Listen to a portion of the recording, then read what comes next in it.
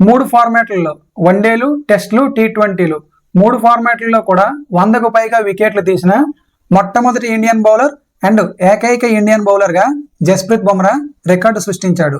కానీ world wide గా చూసుకుంటే 5వ బౌలర్గా రికార్డు సృష్టించాడు. జస్ప్రీత్ బుమ్రా కంటే ముందుగా ఈ రికార్డుని 4 బౌలర్లు సాధించారు.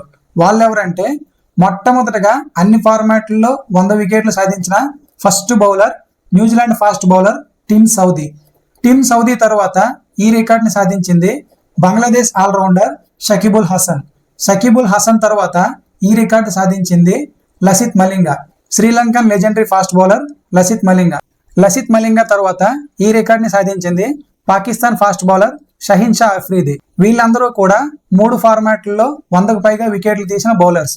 ఇప్పుడు ఈ లిస్ట్ లోకి చేరాడు మన Indian fast bowler boom Bumrah. టెస్టుల్లో 234 వికెట్లు, వన్డేల్లో 149 వికెట్లు, టీ20లో 101 వికెట్లు పడగొట్టి 3 ఫార్మాట్లలో 100కు పైగా వికెట్లు తీసిన బౌలర్ లిస్ట్ లో చేరాడు జస్ప్రీత్ బుమ్రా.